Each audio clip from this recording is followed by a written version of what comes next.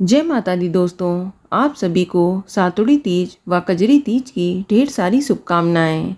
दोस्तों, इस वीडियो में हम सुनेंगे सातुड़ी तीज व कजरी तीज की व्रत कथा, जो इस प्रकार है। एक साहूकार था, उसके 7 बेटे थे। उसका सबसे छोटा बेटा अपाहिज था। वह रोजाना एक वेश्या के पास जाया करता था। उसकी पत्नी बहुत ही पतिव्रता थी। खुद उसे कंधे पर बिठाकर वेश्या के यहाँ ले जाती थी। वह बहुत गरीब थी और जेठानियों के पास काम करके अपना गुजारा करती थी।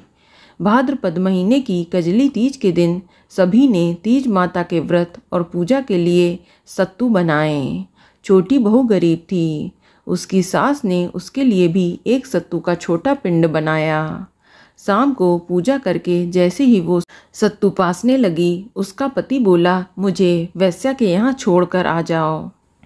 हर दिन की तरह उस दिन भी वह पति को कंधे में बिठाकर वहाँ छोड़ने गई, लेकिन वो बोलना भूल गया कि तुम जाओ।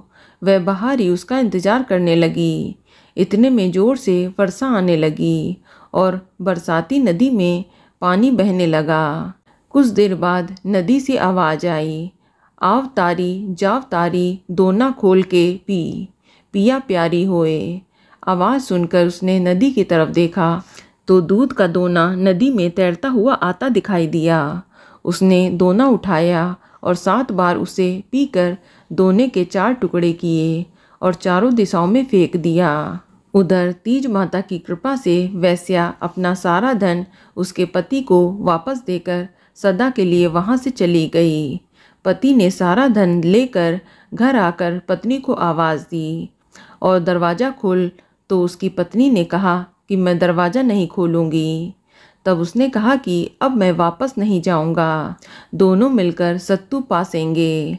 लेकिन उसकी पत्नी को विश्वास नहीं हुआ। उसने कहा कि मुझे वचन दो, वापस वेश्या के पास नहीं जाओगे।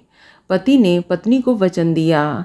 तब उसने जाकर दरवाज़ा खोला और देखा उसका पति गहनों और धन से माला माल खड़ा था। उसने सारे गहने कपड़े अपनी पत्नी को दे दिए और फिर दोनों ने बैठकर सत्तू पासा।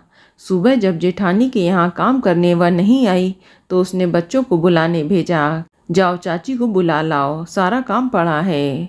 उसने कहा, अब तो मुझ पर तीज माता की कृपा है, अब मैं काम करने नहीं जाऊंगी।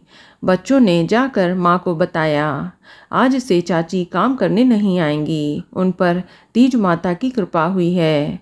वह नए नए कपड़े गहने पहनकर बैठी हैं। चाची जी भी घर पर बैठी हैं। सभी लोग बहुत ही खुश हैं। हे तीज माता, जैसे आप उस पर प्रसन्न हुई हैं, वैसे ही सब पर प्रसन्न होना, सबके दुखों को हरना। बोलो तीज माता की जय। तो दोस्तों, ये जानकारी आपको अच्छी लगी तो कमेंट में जय माता दी ज़रूर लिखें। और अगर आपका कोई सवाल है तो उसे कमेंट बॉक्स में अवश्य पूछ लें। और इस वीडियो को लाइक करें, शेयर करें और साथ ही साथ चैनल को सब्सक्राइब करें। धन्यवाद।